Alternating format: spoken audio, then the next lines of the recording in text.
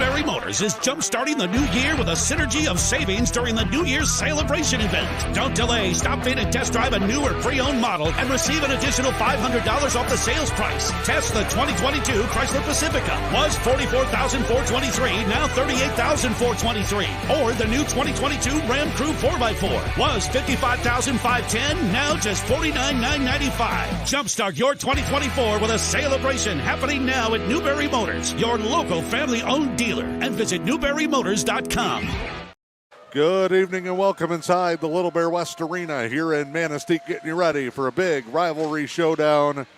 It is the Manistique Emeralds and the Escanaba Eskymos. Dan Hardenbrook, Zach Klickner, glad to have you along from the Little Bear West Arena.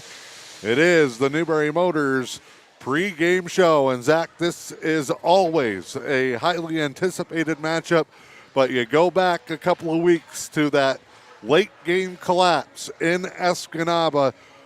We were stunned. Kids were heartbroken. Little extra motivation this time around in a big game, not just with the rivalry, but the larger picture in terms of the playoffs as well. Yeah, absolutely. Just talking with Big Ted there before the game, and he summed it up perfectly. He said it was like having a big muskie on the line, and you get it to the boat, and the line breaks. Just kind of a gut-wrenching loss, like you said. A lot of disbelief. That was one we thought we had. Yeah. And better hockey coming into this one. An impressive 6-1 victory up at Michigan Tech over Jeffers. A game really that was controlled start to finish by the Emeralds. I talked to Steve Hinkson on the way up to Michigan Tech for that Jeffers game, and he said, look, we've kind of put the chips down. We're working harder in practice. We've picked up the intensity, and the kids have kind of thrived off that as well and taken a little bit more responsibility with, I don't know if it's a sense of urgency, but putting a little bit more in as we come into the stretch run. Absolutely. If there's a time you got to be peaking, it's right now. And I'm anxious to see how this goes tonight. We're going to step aside here. They're going to give us the lineups. Manistique's Glee Club going to perform the national anthem. We'll be back with our Newberry Motors keys to the game and players to watch. It's the Emeralds and the Eskimos from Manistique with M123 FM and the E.U.P Sports Network. Dr. Bill Shepard is a family practice physician at Manistique Lakes Family Clinic in Curtis and the West Mackinac Health Clinic in Engadine, part of the Helen Newberry Joy Healthcare System. Dr. Shepard emphasizes the word family in family practice, doctor. As a family physician, I was taught that caring for the entire family has benefit. You take the time to get to know the interactions, and that's not just mom, dad, and 2 kids. That's the extended family. Grandma is a provider of care for a grandchild, and she's having health problems that can impact the grandchild, that can impact the mom that's trying to work and worrying about her mom and her child. Manistique Lakes Family Clinic in Curtis and the West Mackinac Health Clinic in Engadine. From Helen Newberry Joy Hospital and Healthcare Center. Your health, our passion. Helen Newberry Joy Hospital. Just like our area sports programs, the team at French Trucking knows a thing or two about going the extra mile to get the job done. French Trucking in Newberry has been a longtime supporter of local kids and the community, cheering them on every step of the journey. They know that championship teams need a championship effort, so French Trucking reminds you that when things get tough, just keep on trucking. From our team to yours, French Trucking wishes area athletes a safe and successful season, and best of luck to the area teams taking the ice. French Trucking, Newberry, Michigan. The Lewis County Veteran Services Office proudly advocates for our area veterans. Local Veteran Services Officer Rick Menard is ready to serve you. For all your veteran service needs, including claims, medical information, benefit coverage, and more, contact Rick Menard in the Lewis County Veteran Services Office at 293-4890. The Lewis County Veteran Services Office, proud supporters of our community.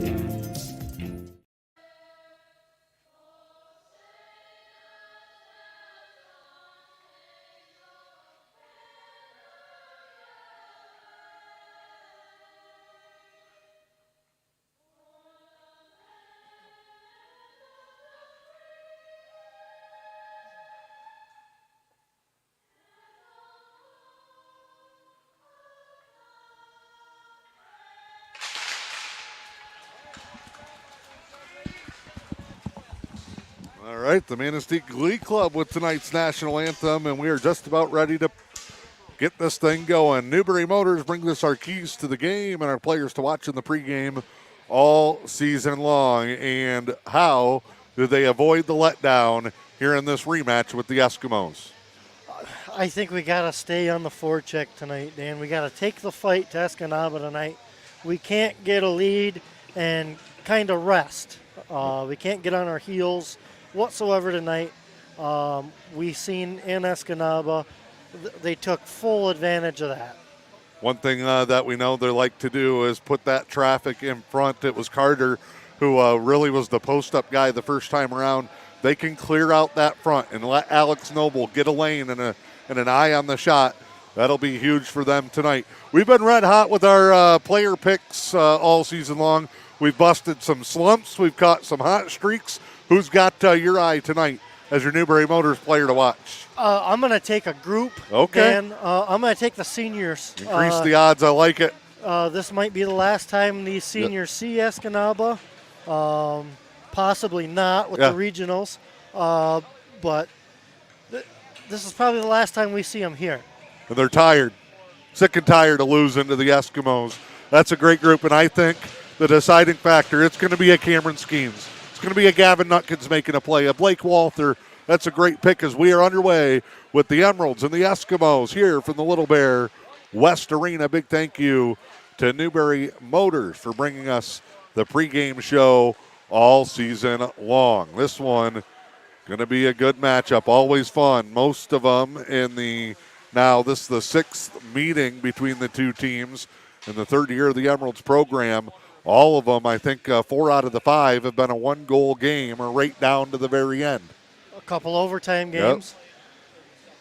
Those 3 names that you mentioned, Dan, that was our starting line tonight. A lot of productivity out of that line up in Houghton. I expect that to carry over tonight. They had a great game up there. Austin Hinkson will step in off the icing to take the offensive end draw. We're just underway, opening seconds. Shot was blocked right back, now dumped into the corner. Levine, good setup for Dietzman, short side. Can't get it to go. Audie just playing keep away. Good start here for the Emeralds. Keeping it down in the far end as Cully Hayes eyes the Emeralds attack. Fired back in. Emeralds back to 500 after the Jeffers win. Escanaba a game below 500.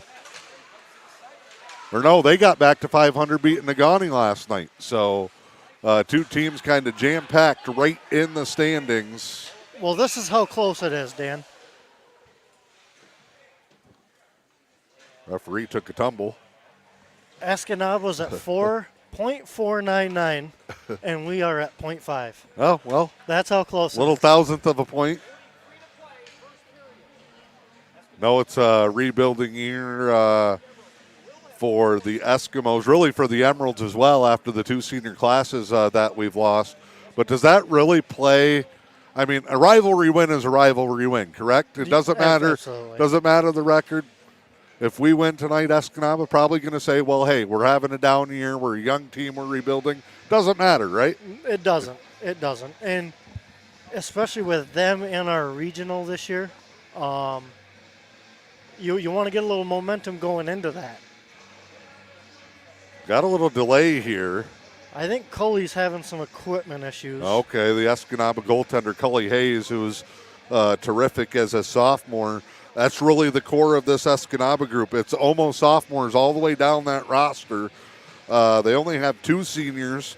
They have 3 juniors. They got a pretty good freshman in Brody Levesque. But the rest of this group, and it's a group that won a state championship a couple of years ago at the 14U level, all sophomores. Guys like Graham Johnson, guys like Carson Hughes, Hunter Allen, Labonte and Bank have been big-time players. Shot here for Rahali, who's probably the guy on the team now most due for a goal. Oh.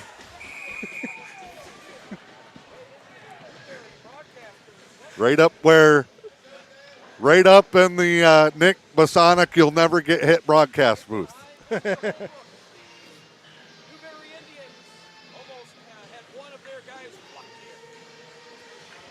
Draw here for Dietzman. Right side circle back to the point. Hinkson and a glove save. Dietzman was a step away from trying to get there for a deflection or a screen. Absolutely. Like the idea, though. 15-17 to go. No score in the opening moments of this matchup. Second to last home game of the season for the Emeralds. Dietzman just got doubled up along the wall. Now wrapped around. Eskimos, reverse course. They'll come back to the point. Slap shot. Had the traffic in front again, cross, and Noble got a piece of it. Again, Escanaba, much like the Emeralds just were, a step late getting their screener to that spot. Bouncing puck, big hit. Nice play by Dietzman through the legs to keep it in the offensive end. 14:35 to play, no score. Audie's going to have room. Makes a move. Got tangled up with three players, and the Eskimos take it over. They're going to go full length stretch pass. Good job by Nutkins. Is that Nutkins and Skeens and Hinkson all getting back? McEvers is in the mix there. Eskimos turn it around again. Quick shot, Noble. You could hear the thud. He got all of that save and hangs on tight with 14:05 to play. 3-2, the early shot on goal advantage for the Emeralds. I've seen a lot of stretch passes, Dan, but that was the old Hail Mary. Yeah. That was over the shoulder. Offensive end, right side. Emeralds win the faceoff. Rahali takes in the corner here.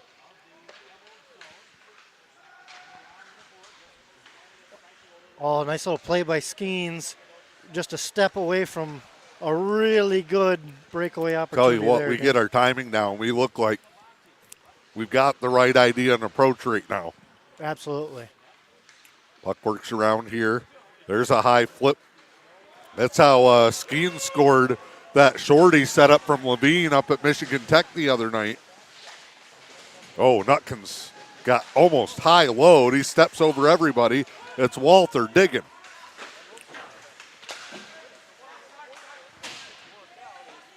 Ripped around here. Oh, Eskimos misplay it back to the corner.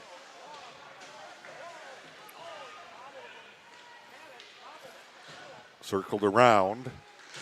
Shot ice level, trying to get that deflection, but it's wide to Noble. Blocked here, comes back to the point. Shot blocked again. All the way down. No icing here. It's not going to make it anyway. Good pressure. Puck's lost. Berger underneath us. Forces the takeaway. Emeralds. Now can they get a shot? Bosonic keeps it alive. Bosonic heads up play. Wants to get back and hold his position, but kept the possession alive for the Emeralds.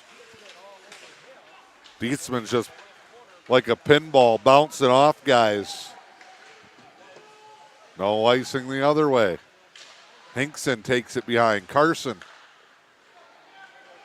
finds Audie. Audie brings it in, gets taken down. Penalty coming. And we will see our first Zephyr Fuel power play of this contest. You mentioned down on this end, Dan, a real smart play by Bosonic. I got to mention the play he had down on the other end. They were coming in on kind of an odd man rush, and he could have took a step and tried to jump a pass and left Alex out to dry, but smart heads-up defensive play by him. He laid back, let the play come to him. Oh, Hinkson, and Nutkins got a big piece of that one. It shot straight down into the glove of Cully Hayes. Zephyr Fuel power play is brought to you by Zephyr Fuel and Manistique. Shout out to Coach Phil and the crew. He was on the ice roughing this weekend, I heard. He was. Phil does everything. He wears a lot of different hats over here around this place. Takes a village, and big thanks to Zephyr Fuel, who's also supporting our 14U District Championship coverage this coming weekend here in Manistique. Power play, 1:35 to go.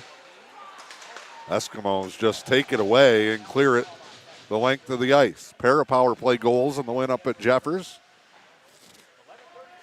Recap of that one coming your way this week in both the Newberry News and the Pioneer Tribune. Pick those up.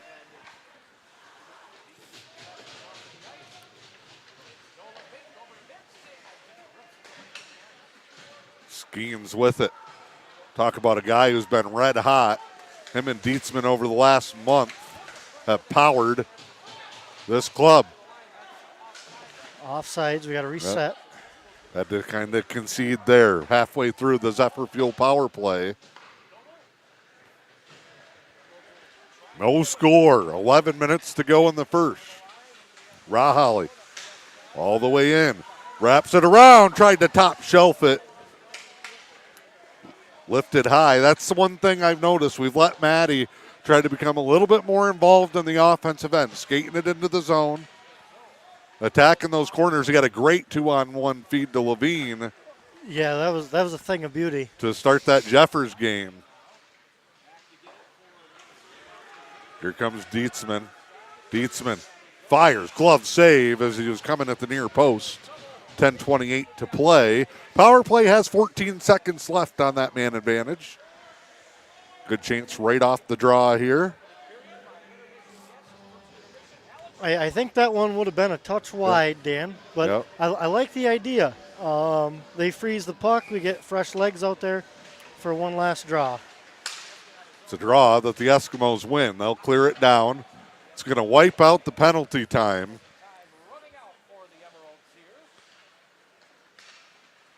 But it'll be back to even strength. Still, though, chance to gain the zone. And it's Levine. Carter tried to get it out in front. Just ran out of space. Eskimos will skate the right side. They'll weave in and out. Shot. Stick save, Noble. Under 10 to play now in the first. Rivalry showdown with the Eskimos and the Emeralds. And that's into the netting as Carson Hinkson was going to try and go long distance to Noble.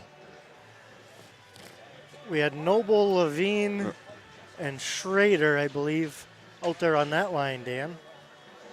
Good, just little change of pace to give everybody else a little breather. Yeah. Mixing those guys in. Keep the legs fresh. They're... Shot off the draw. Deflected wide. Skeens plays it in the corner. We talk a lot about Cameron Skeens and the speed and the goal-scoring ability.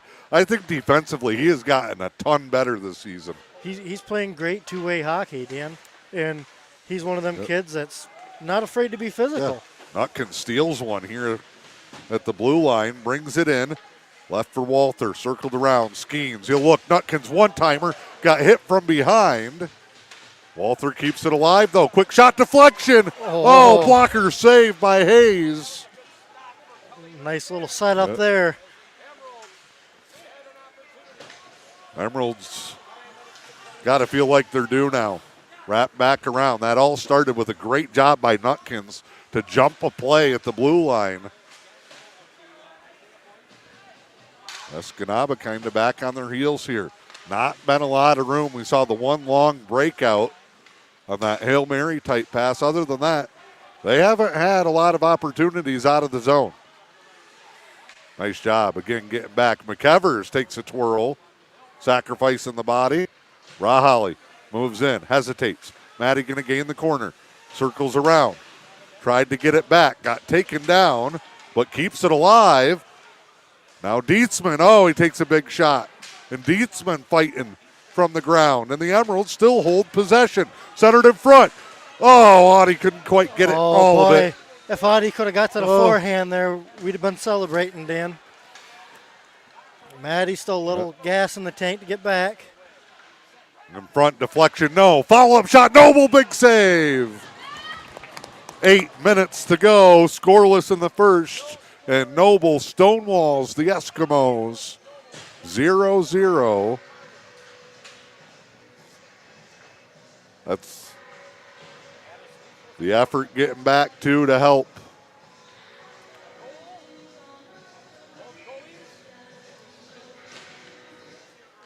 That was just an absolute gut check moment for us there, Dan, because, I mean, our guys were battling down here on this end. And almost had one, a little blocker save from Hayes. Both he and Noble both make great plays to keep this thing scoreless. Walther rather, taken away off his stick up the sidewall, but Carson Hinkson is there. We're winning a lot of races to the loose pucks. Skeens double teamed, just spins it along. Walther couldn't catch it clean. Wrist shot, top of the circle, no problem for Noble on that one. And that's, we said it in our pregame, Dan. We got to stay aggressive, stay on the forecheck. That's another big key, I think, tonight is winning that race to the loose pucks, skating through the pucks, not waiting for the play to come to us. Off the draw, Noble, another big save. Escanaba has their first shot on goal advantage of the night with that one, 7-6.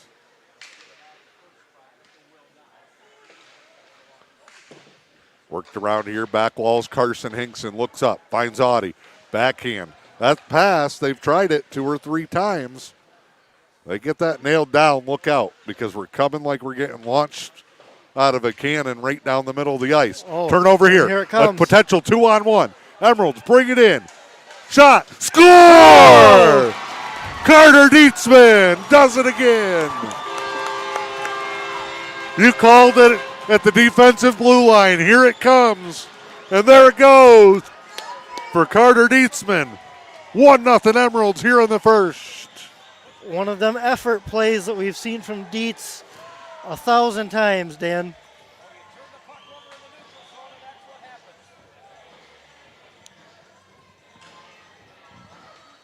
Beat Hayes, top shelf, right off the bottom of his water bottle.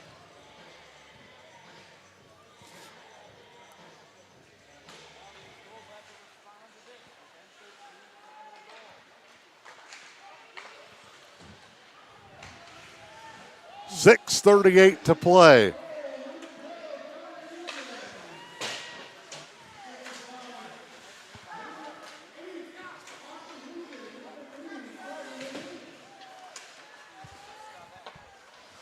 Puck in front here. Emeralds goal. Dietzman from Hinkson and Levine. Carter a season high 4 points.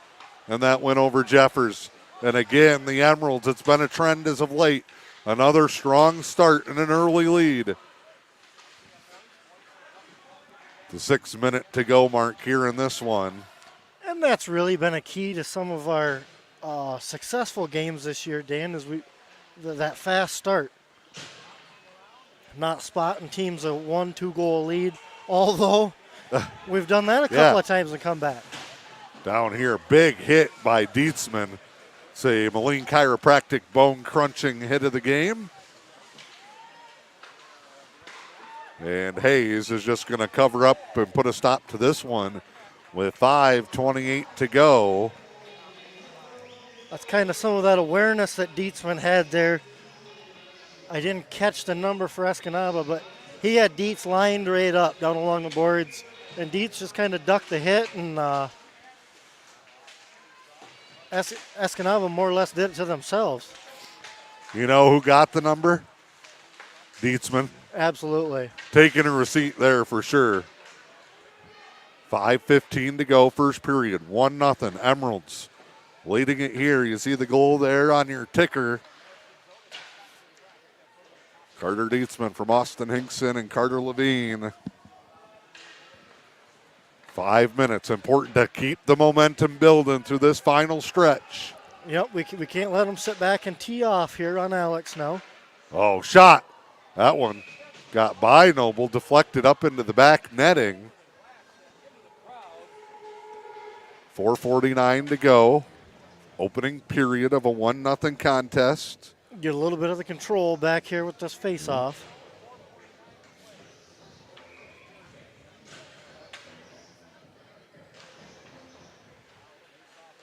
Oh, stolen. Breakaway. Here come the Emeralds. In. Oh, big save. Hayes on Skeens. Play still alive. Comes out of the zone. Man. I thought that went off the inside of the post, Dan. Jack Hall said the same thing off the post. He had Hayes beat. Skeens makes that 9 times out of 10. We'll see that again before the night's over. Dan. Back in.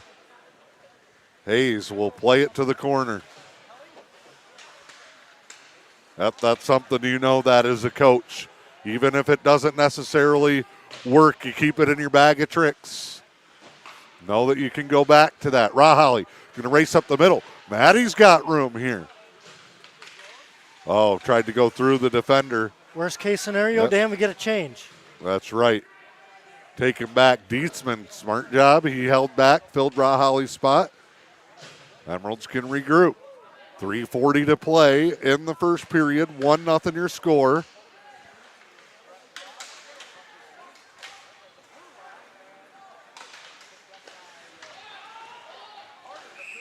And a whistle. Offsides. 3.5.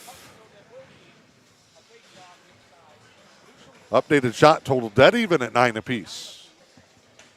And it's not surprising. No. That's how these two teams play each other. We've had some great opportunities, some big saves both ways. Skeens gets robbed by the post. Nutkins had a deflection, almost go. Another one, big blocker saved by Hayes. Noble stood tough here. Into the zone. Great job there, Nutkins. Now sets it up. Move, backhand. And Hayes steals another one. Gavin Nutkins cannot believe it. He teleported into the zone, then through the defense. And a backhander that somehow doesn't go. Man, what a save by Cully. He looked straight up into the light, shaking his head. That was a you gotta be kidding me. Skeen skates off here. Virgink's got to play up here. Yep. Virgink's a little got to play up. confusion, yep. We got to go. Nice little play by Virgink. Right off the draw, centered it. Nutkins, oh man. Bone crunching hit from Gavin Nutkins from Moline Chiropractic. Eskimos hold though, mishandled. They just had to dump it in. Rolling puck gets over the stick. Nice little play by Virgink. Oh, forehand shot and a kick save denies Walther. Back, racing, held in. And offsides back the other way on the Eskimos with 2:31 to go. Good call. He took the words right out of my mouth.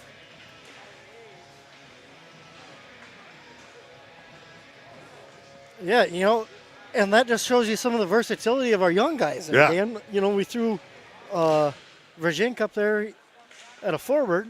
He's normally been playing defense, and he had a heck of a play out there at the point.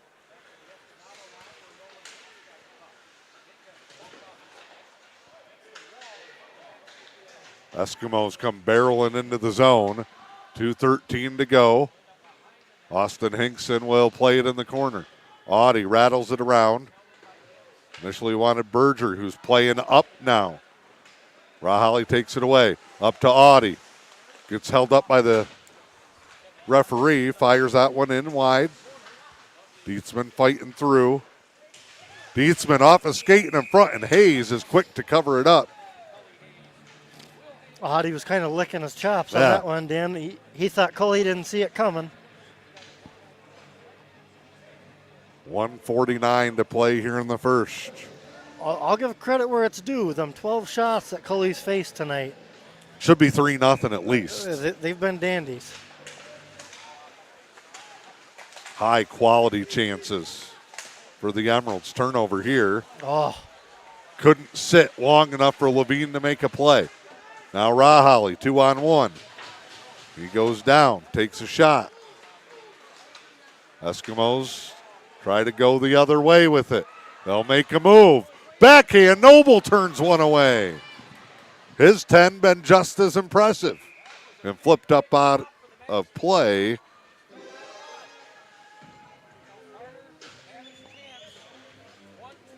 Great goaltending. The name of the game so far, Carter Dietzman did break through. He's got the only goal of the game. 1:20 to play in the first. Nice lead out again. Here comes Gav. Nutkins fires a missile, and Hayes snatches it out of the air. Again, I'm good with those shots, Yeah. Stan. How many times have we seen them go this year? Well, and that thing, as hard as it's sent, has rebound written all over it normally, too. Hayes got the glove to it. Final minute here in the first. 1-0 Emeralds, leading the Eskimos. That one up. Audie trying to find it. Does. Good lead here. Just a bit too hard. Nutkins, though. We're not giving up on the play, too, when something goes wrong. Noble covers it up. Emerald's pulling some levers here early, Coach Nutkins. He had Gav, Audie, and Dietzman out there as the forwards. Playing all the cards is John Nutkins. 36.5 to go. Opening period. Emeralds win the faceoff. Backhanded in on Noble as the Eskimos sent Carson Hughes right through the scrum. He crashed right from his defensive position. Quick turn again, same thing. That time they came from the wing. Back to the point, deflected high and wide. Noble low, protecting as play is moving along that back wall. Emeralds will take it out. They'll skate forward. Bouncing puck, McKevers gives up the body. Levine, though, going to be able to make a play on it. 8 seconds. Walther plays it back. And Carson Hinkson, heads up move, just skates away, and that'll be the end of the period. Pretty good one if you're an Emeralds fan. A pretty good one if you're a hockey fan. That's right. They're watching all over tonight, even down in Kalamazoo. Want to say hello to Brett. Want to thank you for joining us wherever you are. Coming up here at intermission, your French Trucking intermission report. We got the latest stats from the opening period of play, plus this week in high school sports with the MHSAA, all just around the corner. Emeralds lead at 1-0. Just like our area sports programs, the team at French Trucking knows a thing or two about going the extra mile to get the job done. French Trucking in Newberry has been a longtime supporter of local kids and the community, cheering them on every step of the journey. They know that championship teams need a championship effort, so French Trucking reminds you that when things get tough, just keep on trucking. From our team to yours, French Trucking wishes area athletes a safe and successful season, and best of luck to the area teams taking the ice. French Trucking, Newberry, Michigan. All right, I'll be back, Dano. All right.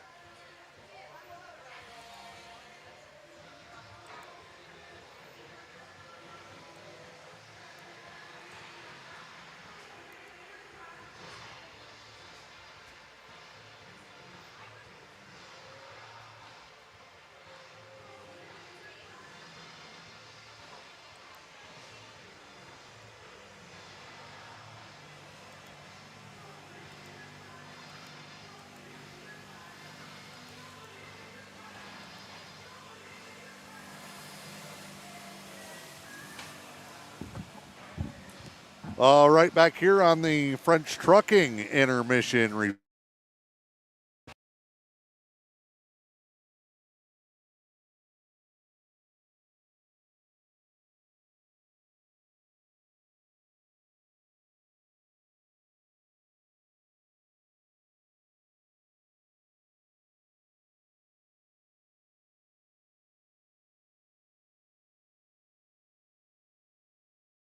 As the Emeralds currently have a 12-9 shots on goal advantage from that first period of play. Emeralds' goal came from number 12, Carter Dietzman, assisted by Hinkson and Levine. Strong start to the night so far for the team. No penalties on the Emeralds. They stay clean. Lady Killers Pest Control was 0 for 0. The Zephyr Fuel power play, one penalty on Escanaba. It came early, but remains 0 for 1 on the night. We will step aside here when we come back. We will have This Week in High School Sports for the Michigan High School Athletic Association, and then be back with your second period of play. Hope that you can join us. It is M123 FM and the E.U.P Sports Network. Dr. Bill Shepard is a family practice physician at Manistique Lakes Family Clinic in Curtis and the West Mackinac Health Clinic in Engadine, part of the Helen Newberry Joy Healthcare System. Dr. Shepard emphasizes the word family in family practice, doctor. As a family physician, I was taught that caring for the entire family has benefit. You take the time to get to know the interactions, and that's not just mom, dad, and 2 kids. That's the extended family.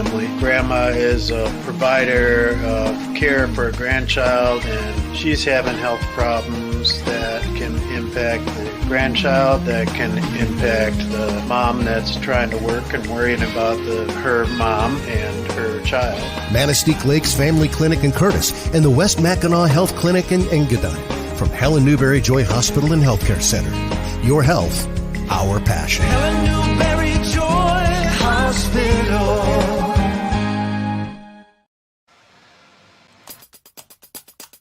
The winter postseason gets started soon. First up is action from the mats, and an exciting weekend coming up for high school girls with an eye towards leadership. I'm John Ross, and this is This Week in High School Sports, powered by Michigan Student Aid. The 26th MHSAA Women in Sports Leadership Conference is set for February 4th and 5th in Lansing. A couple of days after that, February 7th, is the 38th Annual National Girls and Women in Sports Day. Both events aim to inspire girls to play sports, as there are numerous benefits to being a part of a team. An increase in confidence, physical and mental strength, and character are just some of the benefits of participating. The MHSAA sponsors 15 sports for girls with more than 111,000 participants.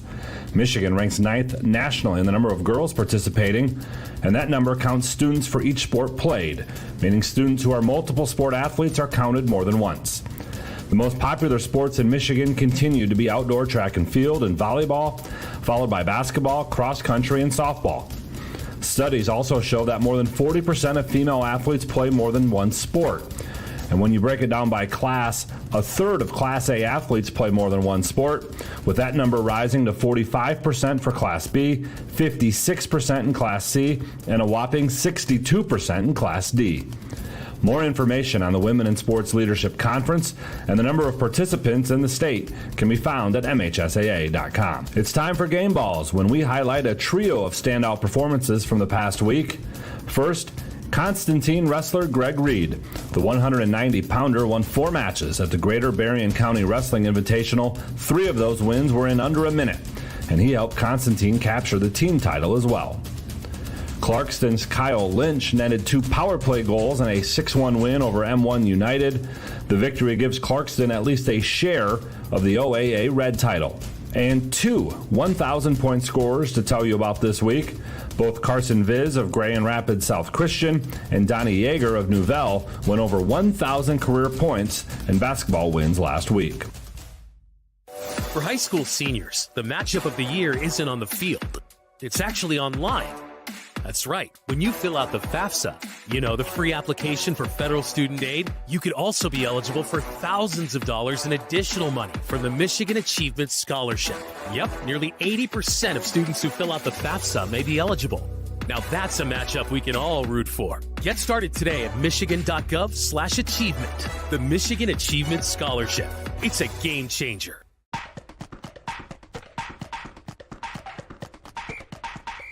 Our weekly Be the Referee feature takes a look at the fine art of officiating with registered official Paige Winnie.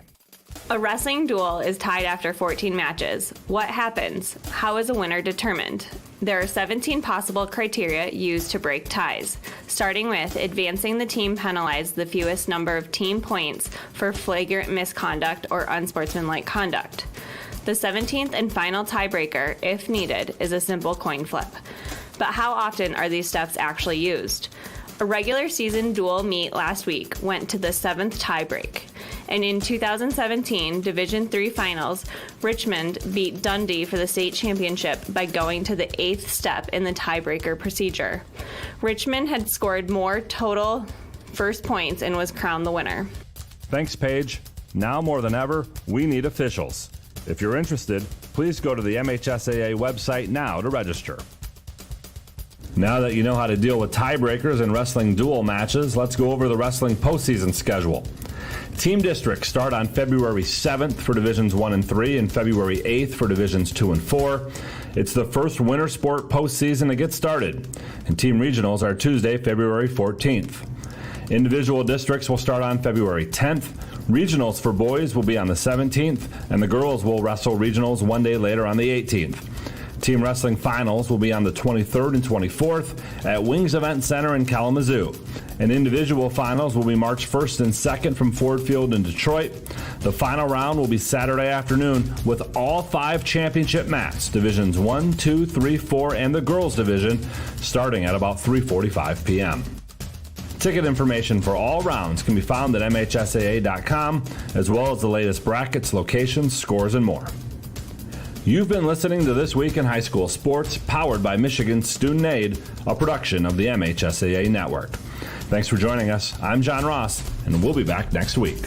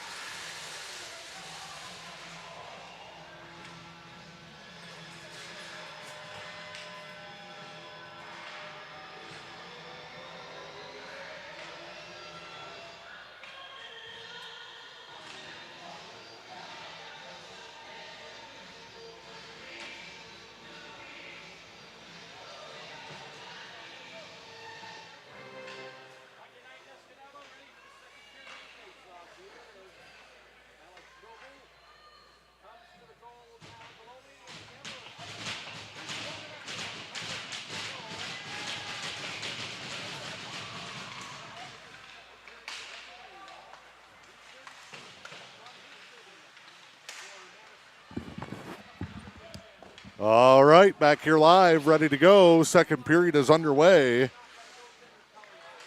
Emeralds leading it 1-0 on the Carter Dietzman goal.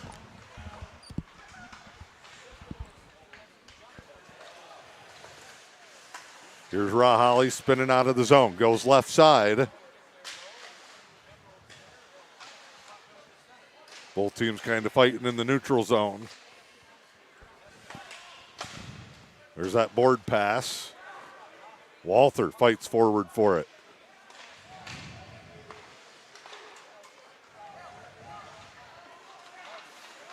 Eskimos make a move. They can't hook up. Backhand, big save, Noble. Alex been great so far.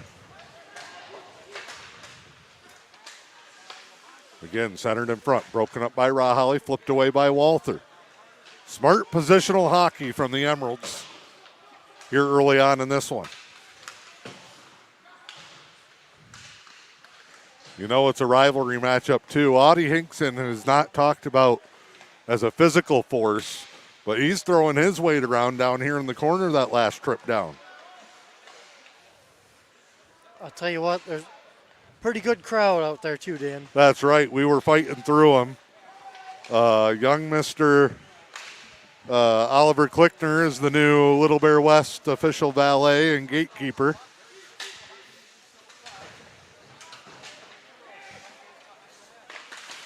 Another big tangle up. Escanaba keeps trying to work through to the middle where they had their success the first time, and it hasn't happened. We're going to get a whistle. This is going to be the first Emeralds penalty of the contest. Who's going? It's interference. They're calling Dietz for interference. That was a mostly clean first period. This will be the first penalty of the contest. Lady Killers Pest Control penalty kill. Give the shout out. Broads. Right off the draw, Noble protects the near side, and the net got bumped off as they chase, so they'll reset and do it again. They updated the shots on goal before the start of the second. 14-12 in favor of the Emeralds.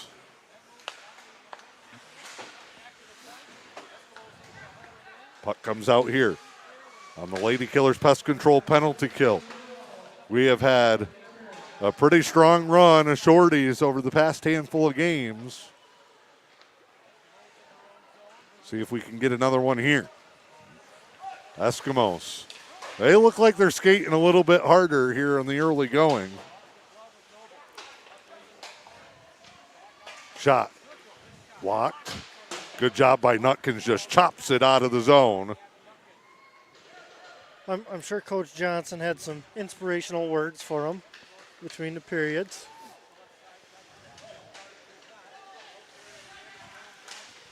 He's always calm, cool, and collected. We'll see. We'll see how long Escanaba can carry the pace, though, Dan. Yeah, that's the big thing. A little bit more urgency. You know what they said? Hey, look, we've been here before. We were down for 49 minutes and some change the last time.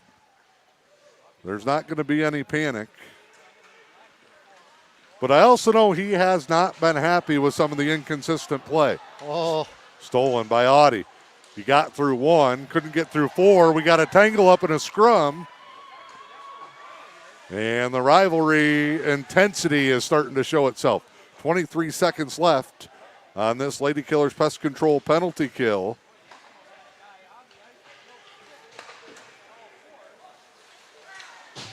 Shot blocked by McEvers.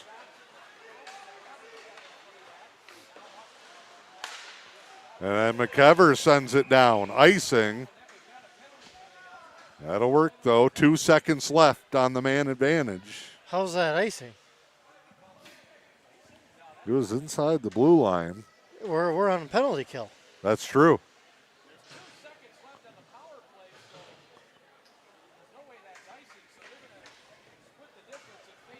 Wow, yeah. Big one there. You caught it. I mean, We'll do it at center ice because then it becomes an inadvertent whistle, basically. They just screwed that one up. But doesn't come back to haunt the Emeralds yet. Noble, another big save. Lady Killers Pest Control penalty kill. Successful. Escanaba's doubled up the traffic in front of the net. And a whistle here. Good cover up there by Alex. 12:43 to go, second period. Shots are even at 14 apiece. Escanaba only got one look there on the man advantage.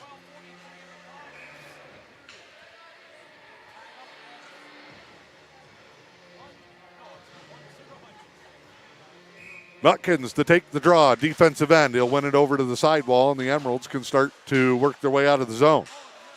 Turned over. Eskimos back to the point. Fire a shot. Their own man had to get out of the way. That was ducking from a screamer. Here's Nutkins. Gavin Nutkins into the zone. Doubled up, pushed off the puck. Well, if Dietzman's interference, that's a big one. The old two-handed pie face off the puck. Eskimos gain the zone, deflected wide. McEvers gets another stick on it. They'll move it along. Cycled behind McEvers now. At the bottom of the screen, big hit, penalty coming. And that's going to be an elbow or head contact, Dan. Eskimos. That might be a 5. Clear out and a whistle. They're going to call a hand pass on Skeens, but penalty coming. 21. Yep. Keegan Braun, one of those sophomores. They're going to call him for roughing. 2 minutes for roughing, and back on. A Zephyr Fuel power play for the Emeralds, trying to add to their lead. It is currently 1-0. 2 minutes on the power play, 11:47 to go here in the second period.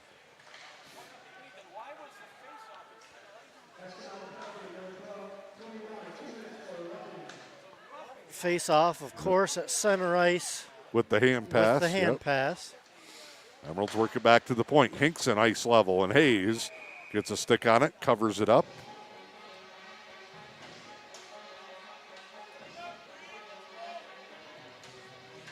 Got Audie with Dietzman and Levine up front. Berger drops back to a defenseman. And he's with Carson Hinkson. That one cleared all the way out of the zone. Noble will leave it for Carson. Carson comes around. He looks. Now moves it up. Dietzman, the goal scorer, back in the first period. He'll work all the way down. Gets the corner, wraps it around. Leaves it. No, faked it. Got it back now. And it's Audie circling around. Audie trying to skate through two. Splits him. Dropped to a knee. Got back up. Shot saved. It's loose. Back to Hinkson, shot, save, rebound, Levine, no. Boy, my hat's off to Cully Hayes on that one. First minute gone in the Zephyr Fuel power play. Cully was scrambling. Berger, the intended target there. Couldn't get there, but plays his man, lets Carson recover. Now Levine, Carter Levine, making his way in. Verjink coming in to fill a spot. He gets a lot of power play time, kind of his specialty role. He's at least carved out consistent opportunities there. 23 seconds left as we come up on 10 to play. Clear out attempt hits the referee. Drops right down. Walther, though, couldn't quite get back to it. Now Carson looks from center ice, just dumps it in. As John Nutkins wanted a change. Hayes went to cover it up, then plays it along. Emeralds take it away. High bouncer out of the zone, controlled by Escanaba. They kill off the penalty. Good job, Rahalli battling for it and taking it away. There's to Carson. Tipped puck, doesn't clear the zone, turning a shot. Save, and Noble will put a stop to it.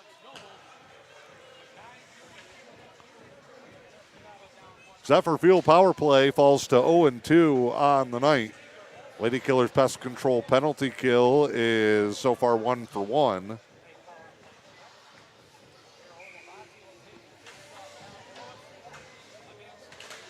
Off the face-off, Eskimos. Play to the corner. Center. Bounced off Rahalli, deflected. Now Audie, he has his pass for Dietzman broken up. And then flipped up high, stays in play in front of the Eskimo bench. 9:10 to go here in the second. Ton of shots. Both goalies playing well. Emeralds with the early lead. Hinkson lost it. Big shot. Oh, Dietzman, how does he not have number 2 there? Cully Hayes has been huge for the Eskimos. And that is an absolute understatement, Dan. He's been, oh. The doors are blown off of this one if he's not even close to spectacular here in this one. Yeah, I will give credit where it's due. He has been outstanding. High flip. Rahali battling in behind. Wins the battle to the puck. Outlet here. Skeens. Has Walter crashing in. Shot, no. Walter plays the rebound in the corner. Up. And a high stick. Yep. On the Emeralds with 8:27 to go. They built a 20-15 shot on goal advantage. We could hear that one clear up here. Comes down to Noble's right. That's right below us. They are deep, standing all the way around the glass here at the Little Bear West Arena. Second to final home game of the season with Negaunee coming into town for a makeup game Thursday night. Busy week for the Emeralds. Yep. Thankfully, 2 of them are in this barn. Yeah, and the one that's not is, 4.5 from the home base in Traverse City Saturday night against the Bay Reps. That'll be a good test for the stretch run for this Emerald squad.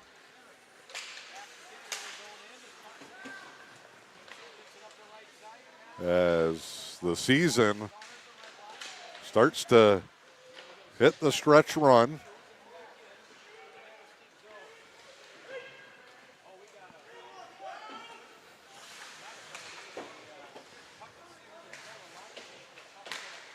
We are in the final 2 weeks of the regular season, aren't we?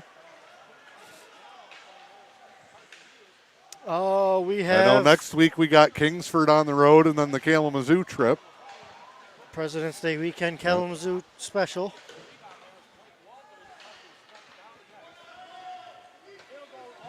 Been making that trip for a couple years. Yeah. That's the official Andy Levine, Phil Berger come out of retirement to help you out weekend. I think we can call it help.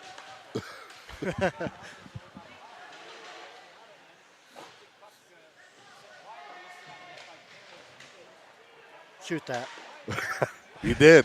Right in to the side of Ben Sands. It's almost like they got their earbud in listening up here. I seen that puck dribbling. Yeah. And if you want to make a statement. That's the kind of commentary you get with 2 coaches on the mic. I seen that puck dribbling. And if you want to make a statement, you hammer one of them home. All I know is if I'm Ben Sands, I'm going down like I got shot.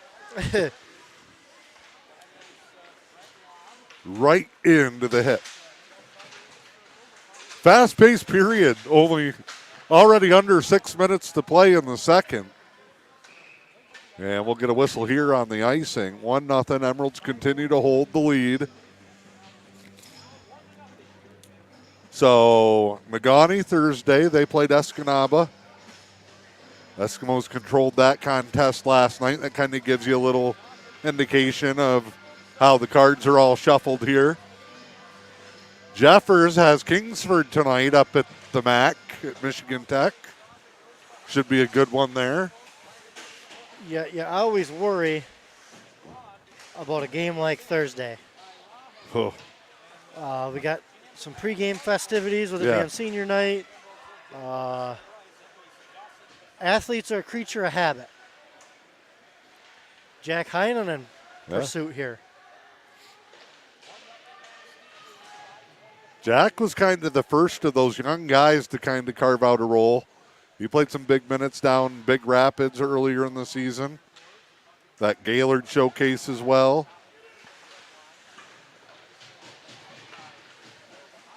Open ice here, and he'll leave it for Levine. This thing's turning into kind of a neutral zone scrum. Shot blocked Rahali. Him and McEvers have taken a ton of chances away. Over to the corner. Oh, Bosonic. That was a running lunge into the boards. And Bosonic bounced straight back up. Shot, Noble sends that one up off the rafters and back into play. For our football fans tuning in, Targeting. this is turning into a Wishbone versus Power Eye hockey game. 4:31 left here in the second. Neither team has gotten on the board here in the frame. Emeralds leading it 1-0. Nutkins taken away. Somebody lost the stick. Great job getting back. Off the crossbar, no. Oh, shot. Noble, he recovers quick. Just settles down, takes a deep breath, no panic. That was post and crossbar. Oh, well, we had one of those in the first.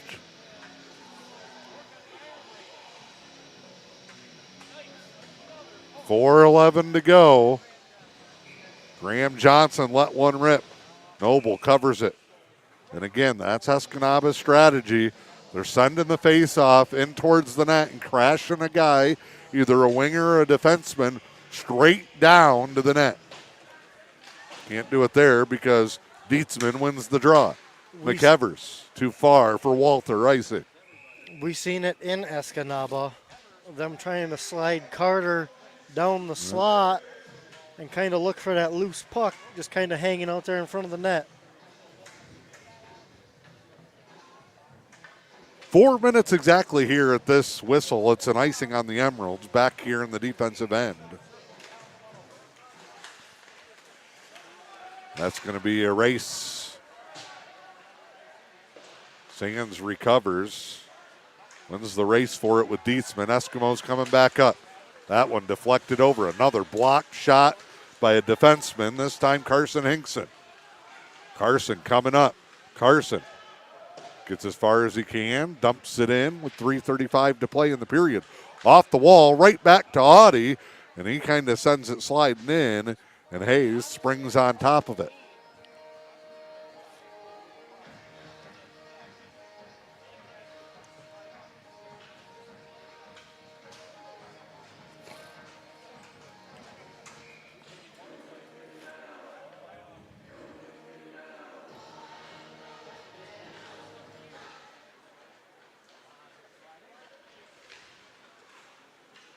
Oh, Rahali takes a dive, gets up, plays it, down to a knee.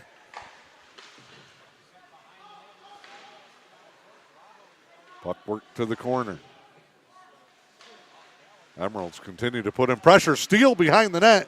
Wrap around, saved, rebound wide. Levine poked out of the zone. 3 minutes to go. Bosonic fires it in. And a whistle.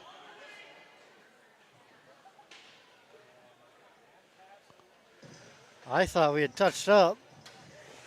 Oh, wow. Offsides.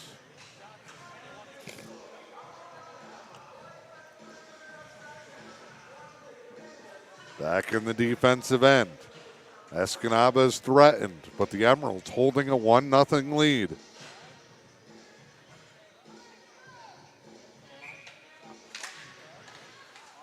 Off the draw, shot. Deflected wide. Noble was tracking it.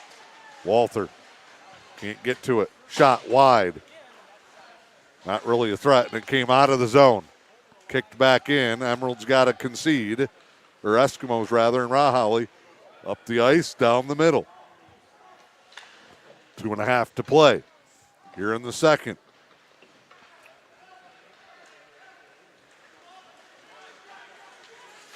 Drop back from the slot. Rahali got a skate on it. Intentional or not, another block shot. Eskimos set up. Good little stick lift by Audie. Rahali takes it away, makes a move. Maddie leaves it back for Blake. Walther back up to Rahali. Rahali taken down, trying to get back to the forehand on a shot. With 2:04 to play, offensive end faceoff coming. As the referees sort out a mess down there.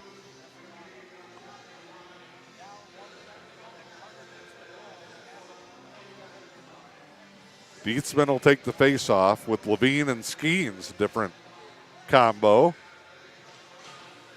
One back, but the Eskimos take it away. Played all the way down in the corner right below us. Off the wall, McEvers moves it along. Carson, tip out of the zone. Stolen, shot, Noble, high save.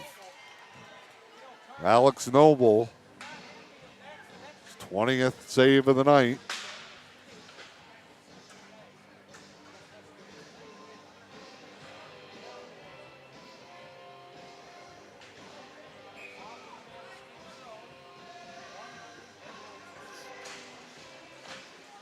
I mean, Escanaba's not even trying to be sneaky about it. They're not even putting anybody forward at that right wing position on their offensive zone faceoffs. Turnover here. Turning a shot. Oh! Glove save and a beauty by Noble. As Hinkson and Brett Labor get tanged up there. Minute and a half left in the period. See, look at here, Dan. Yep. Nobody even over there. I'll win it straight back. Play it off the board and chase to the corner.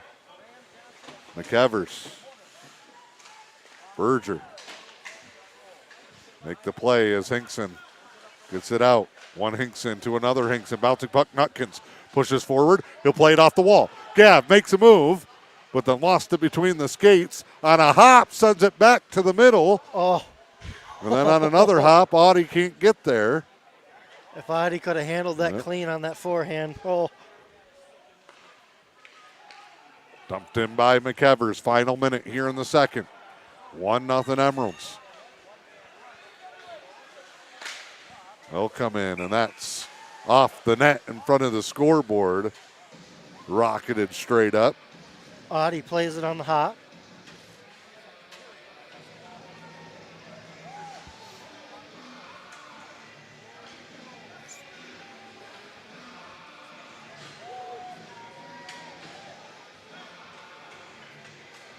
Emeralds are going to drop an extra guy over here now.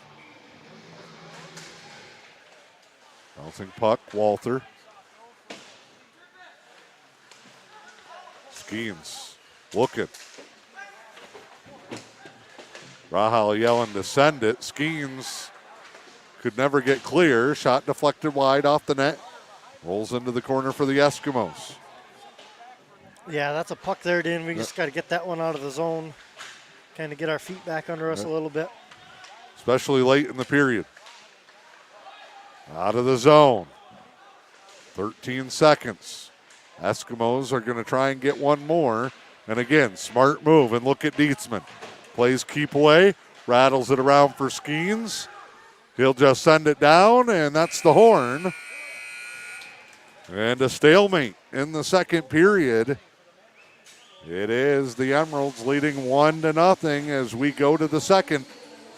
It's your French Trucking Intermission Report with M123 FM and the E.U.P Sports Network.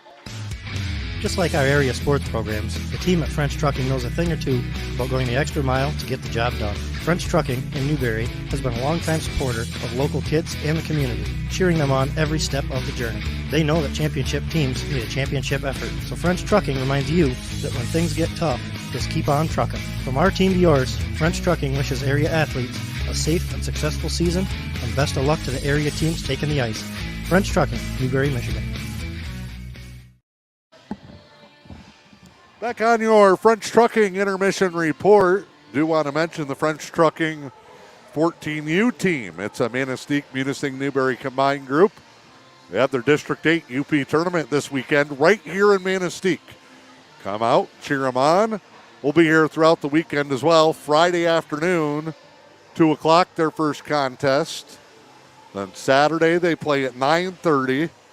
We will not have their Saturday night game because we'll be down with the Varsity in Traverse City, but hopefully back up Sunday for the championship rounds. That's the 14U French Trucking team. Good luck at the districts this weekend. See your stats running through, not a whole lot of change. Shots on goal were 14-12 Emeralds after one, and they get outshot 9-8 in the second.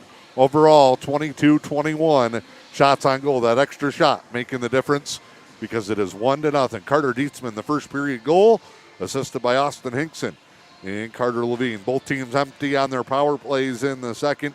Zephyrfield power play for the Emeralds, 0 for 2. Well, the Lady Killers Pest Control penalty kill is 1 for 1. Third period when we come back. It's M123 FM and the E.U.P Sports Network. Newberry Motors is jump-starting the new year with a synergy of savings during the New Year celebration event. Don't delay. Stop in and test drive a new or pre-owned model and receive an additional $500 off the sales price. Test the 2022 Chrysler Pacifica. Was $44,423, now $38,423. Or the new 2022 Ram Crew 4x4. Was $55,510, now just $49,000.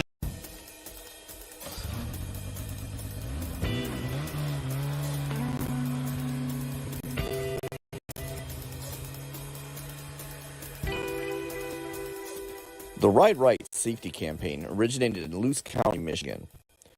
It is an effort to bring all entities that support safe snowmobiling together under one banner with a united safety message.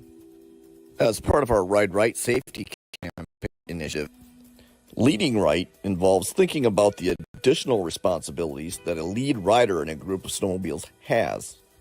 Hi, I'm Ron Yesney. I'm the Upper Peninsula Trails Coordinator for the Michigan DNR. I'm here today to talk about the importance of riding right and leading right.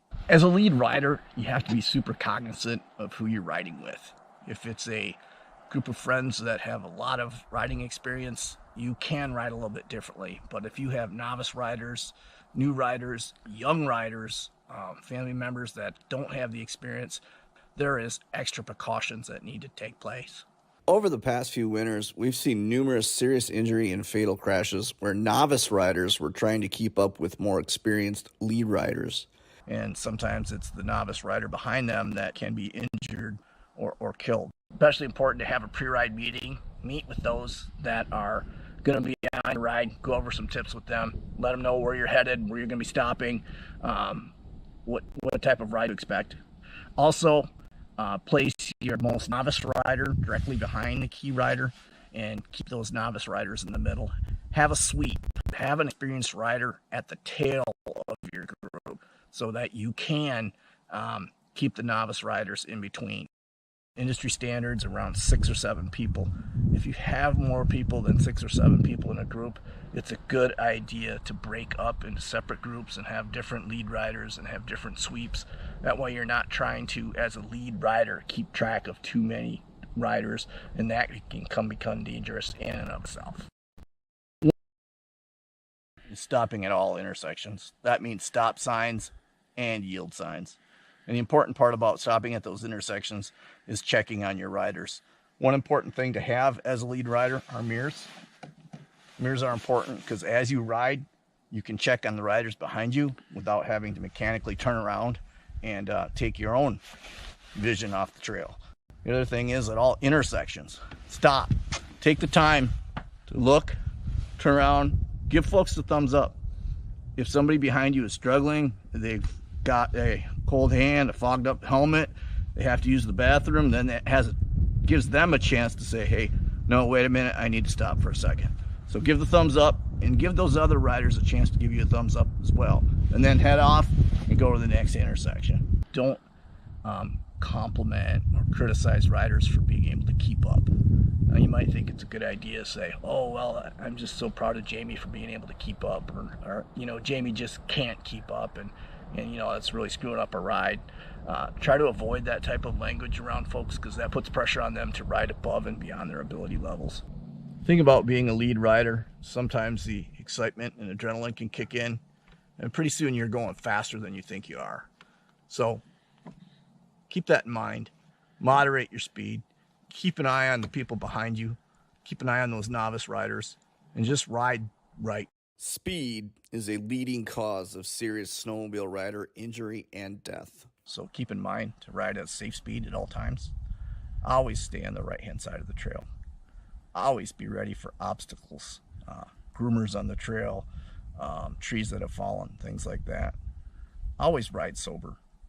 And then lastly, make sure you ride home safely to your family and friends. Riding right means leading right.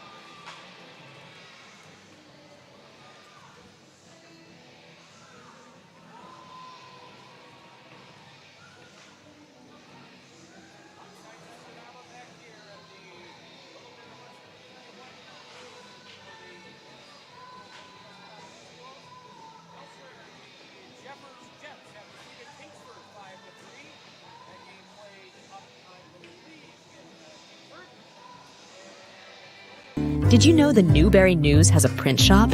They print business cards, brochures, invitations, window flyers, gift certificates, business envelopes, and so much more. Get all your printing needs done right here at home. For fast service and affordable pricing, call 906-293-8401 and see what the Newberry News print shop can do for you.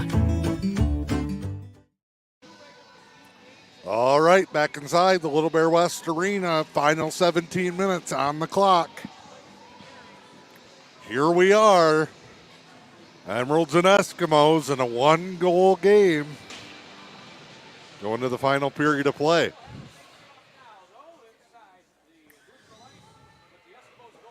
Do want to thank Team Chevrolet, the Game Puck sponsor of the Emerald hockey team. Big supporters here of the high school program and some of the renovations. Great crowd tonight. Also have to thank Newberry Motors, Helen Newberry Joy Hospital and Healthcare Center, French Trucking, Zephyr Fuel, Lady Killers Pest Control. Coming up, your Pickleman's Total One Stop Newberry Subway, 3 stars of the contest. Also, Moline Chiropractic. And the Newberry News got a score update on a game we talked about in the second period. Compliments of Jack Hall. Painesdale Jeffers 5, Kingsford Flivers 3. And that's your final. Big thanks to Jack, and follow his coverage. He's been all over.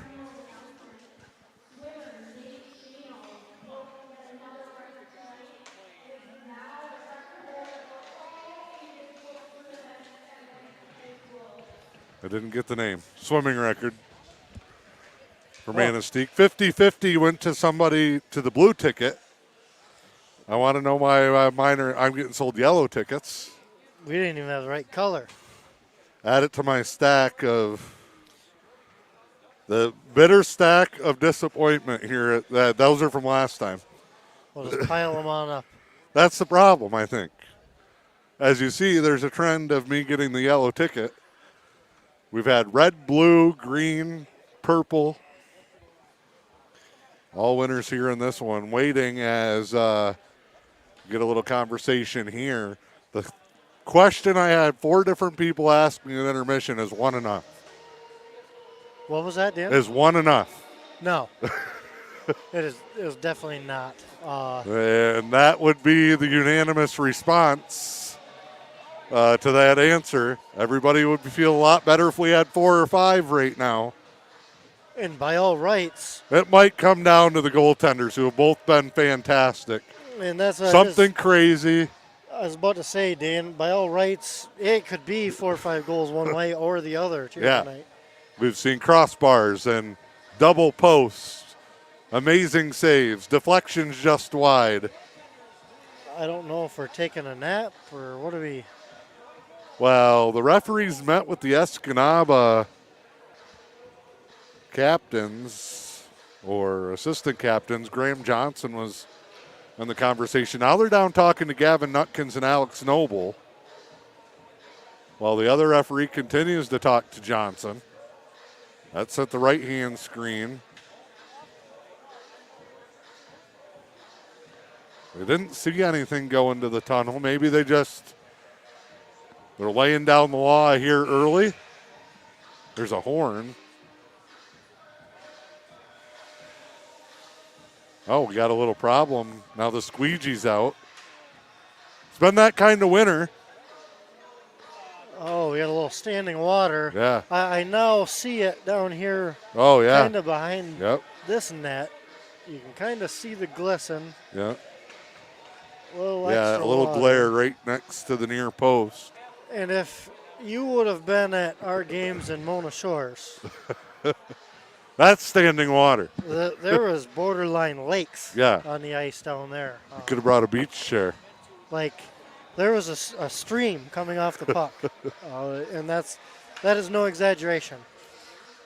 We watched a great deal of that game before ours in Mona Shores there. Puck just stopping. Yeah. zero glide to the puck. Referee will come down and do the other end.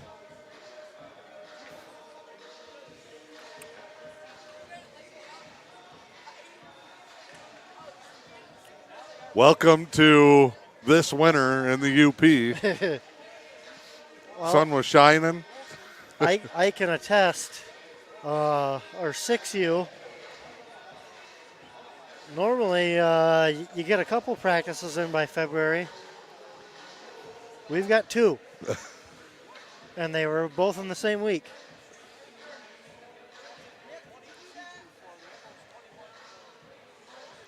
U was over here Saturday, and that was the most ice time they've had all season.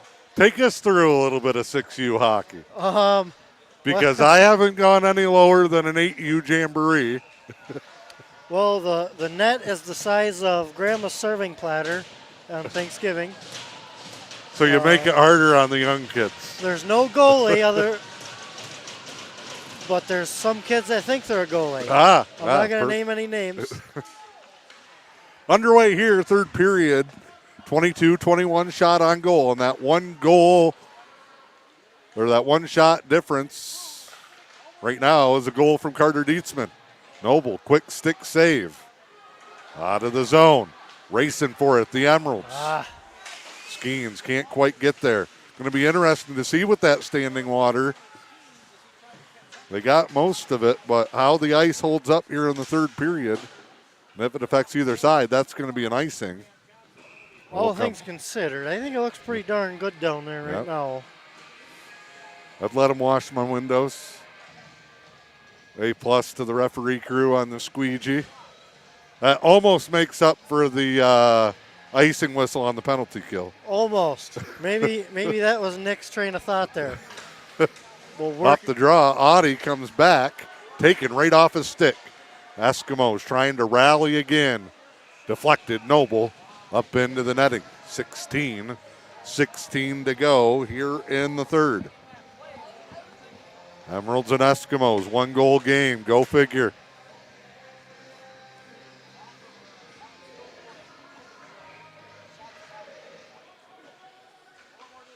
Carson Hinks into the corner. Tipped out. Carter Levine. Levine flips it forward. Important, I think, for the Emeralds to keep the foot on the gas. Oh, absolutely. You said it early. Can't get conservative, even with a lead. And I think you got to treat this like it's tied, the way it's been played. We had a second period there where we didn't have necessarily a whole super lot of action. I mean, it was busy. It was quick play. Yeah, not a lot of whistles. Kind of monotonous. Yep, a lot of back and forth. We can't let that lull us to sleep here. Draw here won by the Eskimos, working in the black and the orange.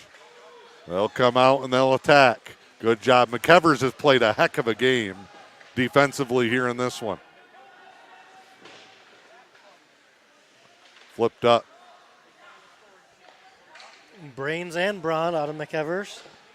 That's right. The soon-to-be Ivy League educated.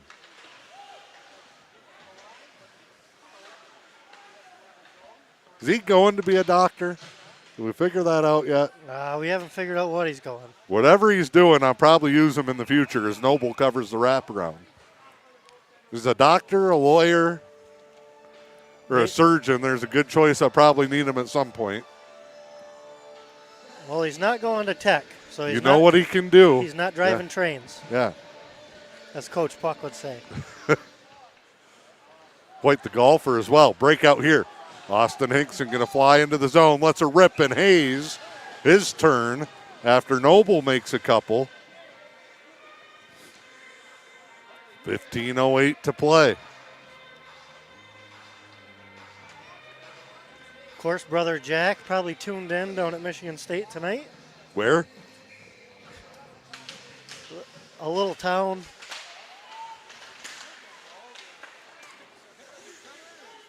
Normally that's where little brother is. Our favorite Spartan, yeah.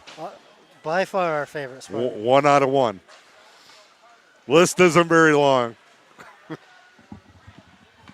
Shot, Noble got all of it. Rebound, wide, but Noble, I think, had the glove ready. Backhand here. The one thing I think, too, we've done is we have kept that traffic out of the front of the net very well. And right on cue, a rebound and a whistle. And are they going to get something on the scrum? They're going to call. Oh, Dietz had a nice, clean hit. So, 14:29 to go. They're going to call Dietz for roughing. Lady Killers Pest Control penalty kill. 1 for 1 in the game. They need another one here. Eskimos trying to rally late again. Can the Emeralds change the final chapter of this story? Cleared out. And then look at Skeens. Busts his way down. Back. Oh, man, Nutkins on a tee at the blue line. Didn't get it. Down in the corner. Eskimos wrap it around. They're still tangled up, tugging each other's sticks. Shot, Noble, shoulder save.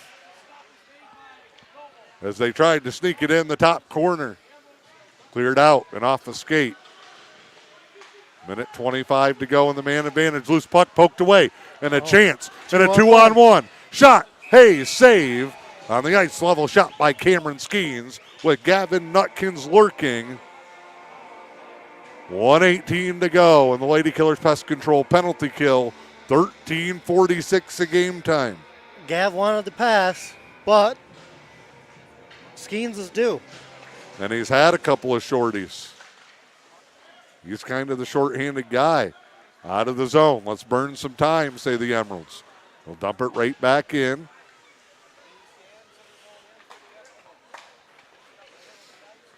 Eskimos gain the zone, turned right back around. Minute gone and the man advantage. Benk will take it, circles around, little hesitation move. Audie, no problem. They can't hurt you down in their own zone. All the way in, Hinkson, and Carson clears it out. Bouncing puck that Hayes will meet. Leaves it there, Benk again circles. 35 seconds left. And Escanaba's man advantage. They'll try to make their way up the ice again. Poked away by Walther. And a whistle off sides. Blake did a good job there. Tied him up long enough. That's all it takes. Yep.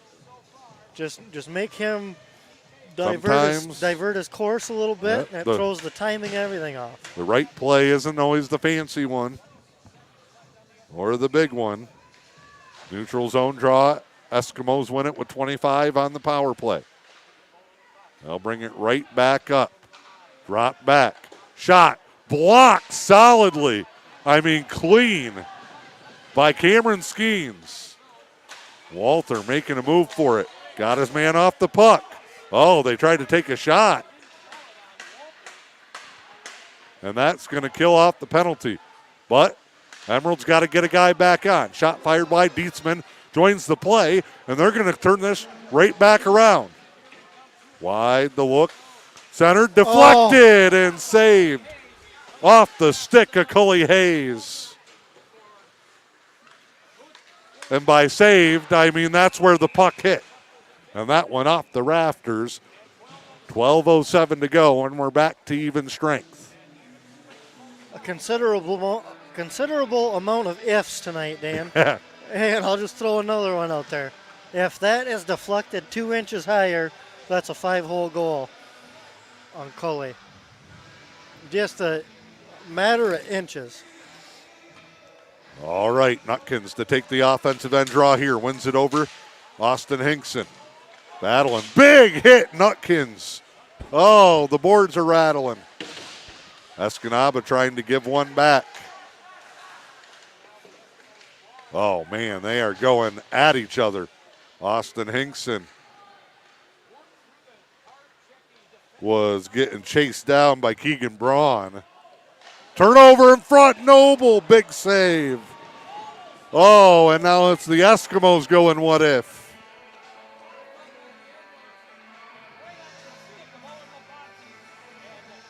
I'm not sure. Might be the only mistake we've made in our own end all night. Yeah, I'm not sure if Maddie was trying to just ice that or if that was a pass that got deflected. This one high off the boards. It's going to come in on target. Nope, just wide of Hayes. Just enough spin on it. Oh, man, 26 shots on goal. Both goalies spectacular. Dietzman, top shelf, beat Hayes midway through the first, and that is held here as we come up with 11.5 to play. Bumped off the puck, taken away Levine. He'll move it along. One thing the Emeralds doing well of too, Escanaba's chasing a lot of pucks here. Burns a lot of energy. Out of the zone, dump back in, that's fine. Again, not spectacular, but the right play as more time ticks away while the Emeralds make Escanaba chase. Hinkson takes it, fired in. Off a skate, Eskimos turn it around. They'll start their way up. Weaving through. Oh. That should have been offsides. Or interference. Yeah. I mean, deflected, goes to the back wall. Carter can't skate into Audi or Dietzman without the puck. And that's going to be an icing with 10.5 to go. 10:32.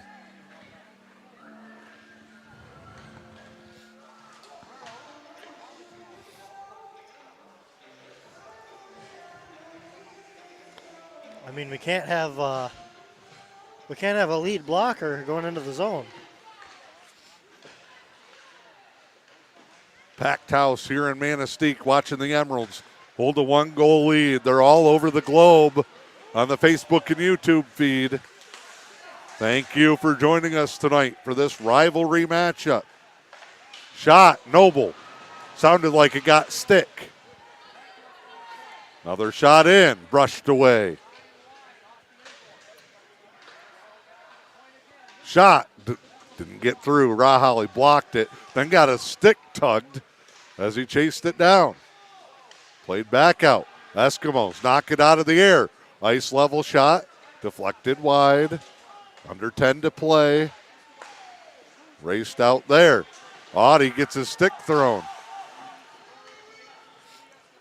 You know, Dan, I don't have a problem with them letting them play with away from the puck contact, but we got to stay consistent. We can't get into crunch time here. And turnover, but blocked again. Diving. And now the chase is on. Walther broke that up, helped get it out of the zone. Eskimos try to play it along. Walther just keeps chopping at it. High bouncing puck out of the zone. Dietzman skates back. Dietzman to the corner. Then reverses it around to Berger. 9:05 to play. Eskimos around the point. Ice level shot. They're trying to get that screener in front. Played to the corner here. Got to watch Carter. He's lurking in front of the net. He made a big impact late in that comeback in Escanaba.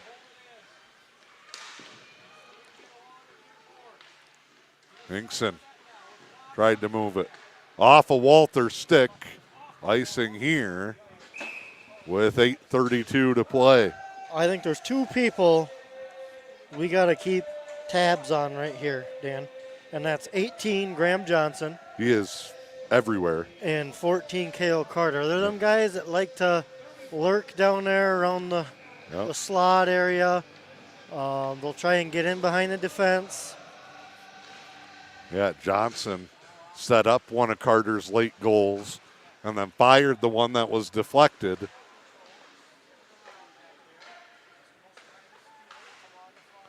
Out of the zone for Levine.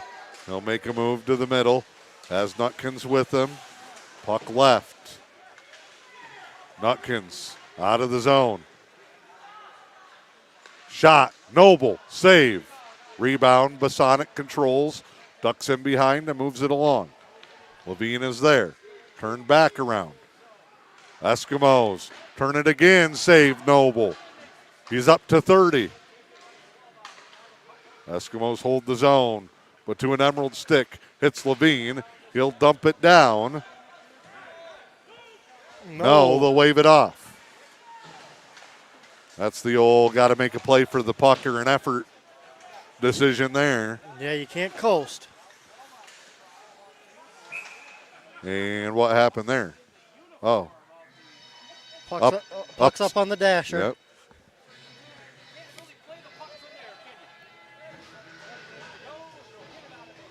Oddie thought it was in his jersey. All right, Dietzman, offensive end face-off. 7:28 to play. Whistle right off the face-off. Carter trying to jump the face-off. Good stoppage.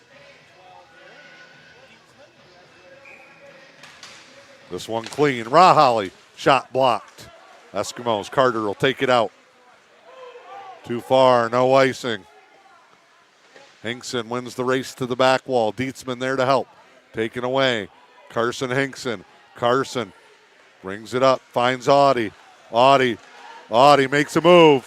Oh, and he couldn't get it back to the forehand again. Centered back, Dietzman. He'll turn it around.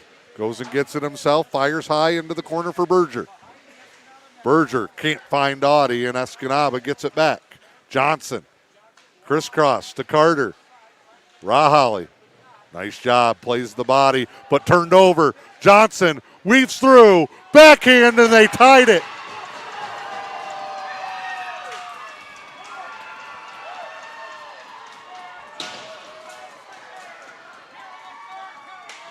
Carter battling with Rahalli.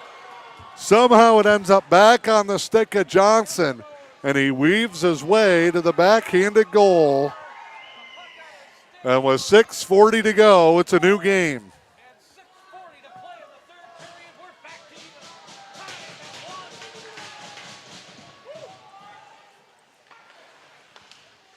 Graham Johnson.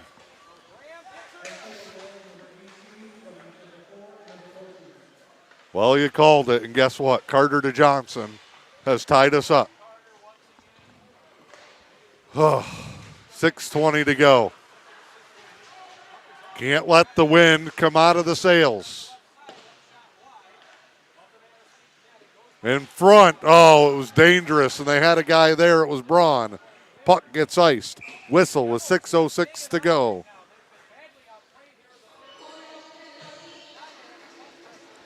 Where's the spark come from? Who says what?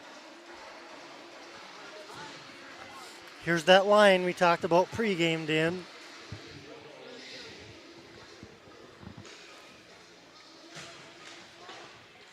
I may or may not be lining up items to throw off the deck. The drama between these two teams.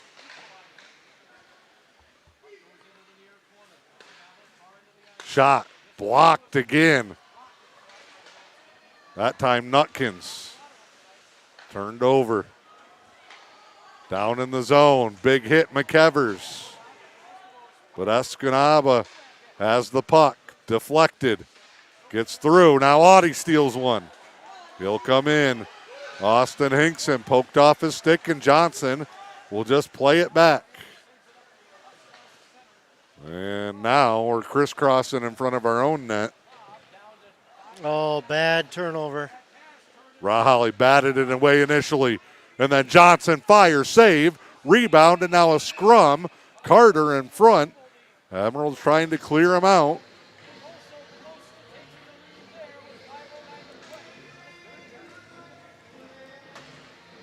.509 to play.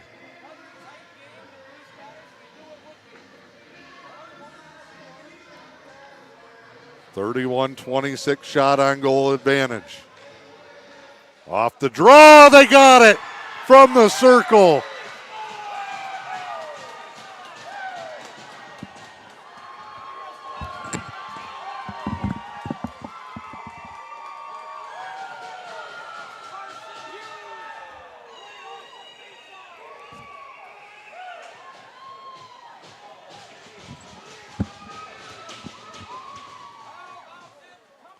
All right. Now all the chips get shoved to the center of the table. 2-1.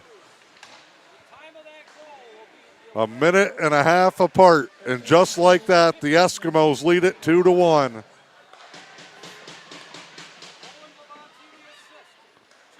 Right off the face-off.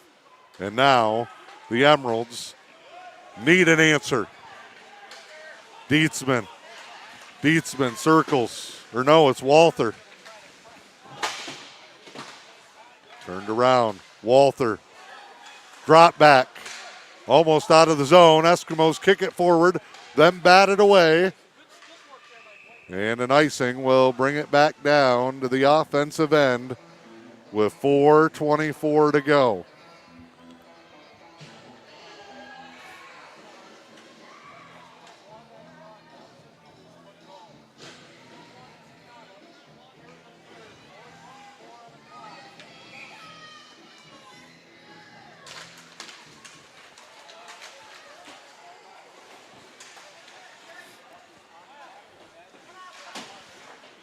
Worked around here, Johnson, who has lit the fire here in the third. Fired in on Noble. 4:05 to go. Huge shot advantage in the third has paid off for the Eskimos.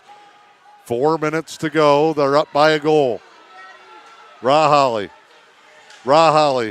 wide. Will circle around. Comes back out the other side. I think he was waiting maybe for McEvers to come over. Nutkins moves it in. Centered. McEvers can't get all of it. And that's a penalty. Penalty coming here. No. And a whistle. Interference. Are you kidding me? The wheels are coming off the buggy. McEvers with a slash. And John Nutkins is going to take his timeout. We'll regroup here for a second. Come back, third period. It's the Eskimos 2 and Manistique 1.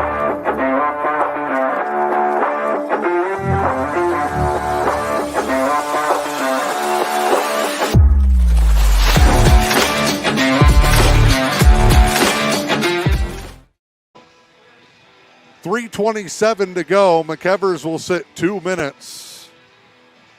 It'll be a Lady Killers Pest Control penalty kill. That is 2 for 2. Eskimos lead it 2-1. Take us in the huddle. I don't know what you can say anymore. Yeah, I don't know what you say after giving up 2 in a minute and a half. You ever just let the air out of a balloon? You know, other than why not us? You know, why can't we do that? Obviously, things get a little tougher going shorthanded. This timeout may be just as much about fire and motivation and hunger, which we haven't had a lack of, but you could feel it. I mean, you could feel it after the first one.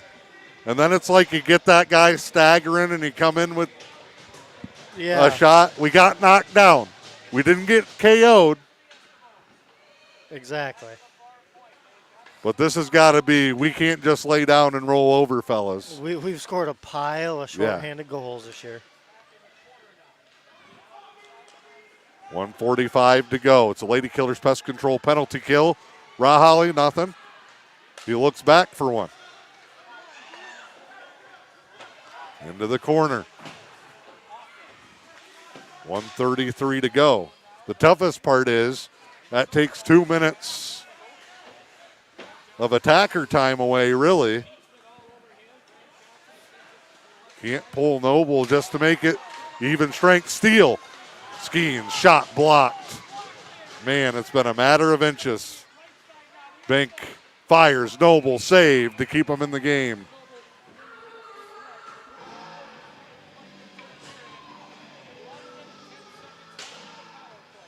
2:37 and 1:10. Game and penalty time, respectively.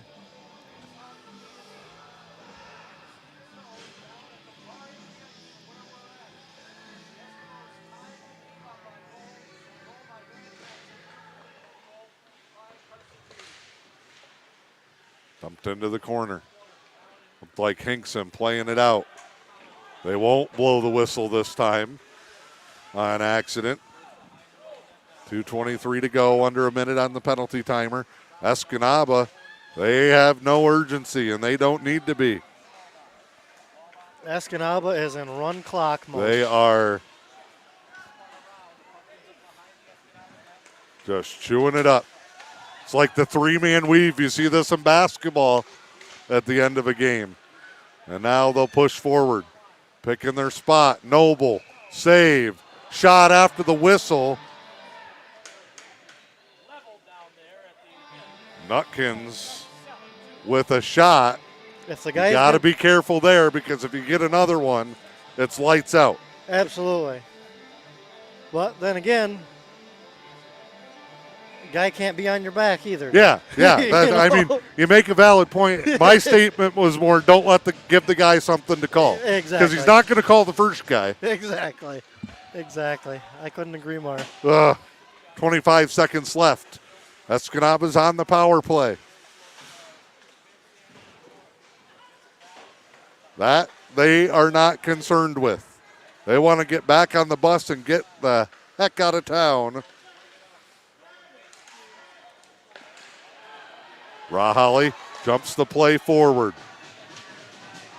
Now, even strength, minute and a half. Now you go to start thinking about Noble's out as Escanaba takes possession. They'll send it. 3/4 court, length of the ice. It's almost like deja vu all over again. Noble hits the door right as Escanaba gets the puck, and they send it home.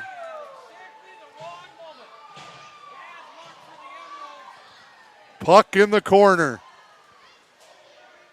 They pull Noble, and I actually think the puck gets to the net before he gets to the door, and it's a backbreaker. He's staying put, though. And a heartbreaker.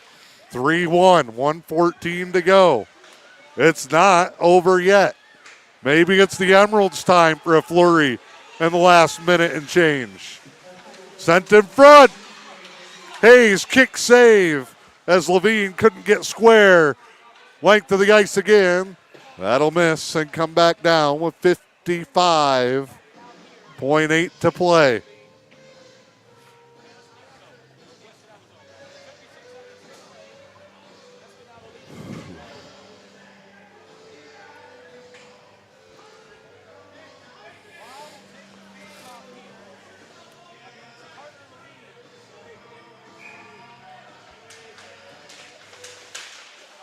Shot deflected over the top on the shot by Rahali.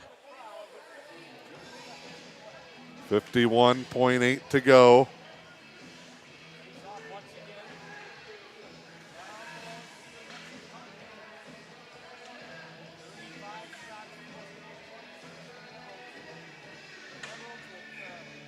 Audie face off to the wall and Levine. Back to the point. Eskimos take it out. Move it to center ice. Hinkson, a play to keep them alive. 40 seconds to go. They got to go, and they got to go now. Rahali moves up. Austin Hinkson taken away. Length of the ice. Icing with 28.7. Escanaba's looking for a dagger. They better be careful.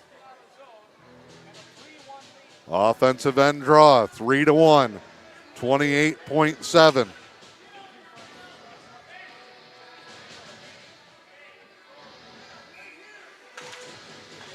Face off. Nutkins blocked. Taken away. Johnson moves it forward. Eskimos coast it home.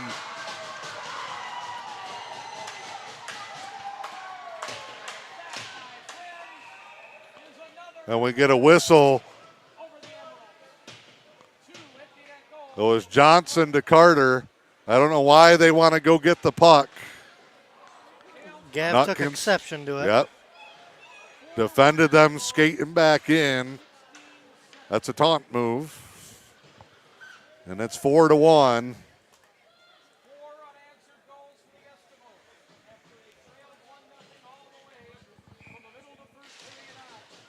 They better build a monument to Cully Hayes outside the Hannahville Ice and Turf Complex.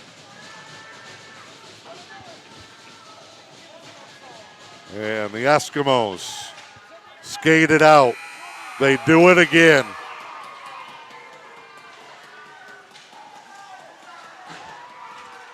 And acting like it's a state championship win. Final score in this one is 4-1. We got to stop before I say something I shouldn't. Thursday night, 7 o'clock, back here against Negaunee. And the Emeralds will have to try and bounce back from maybe the most gut-wrenching loss of the season. 4-1, your final from M123 FM and the E.U.P Sports Network.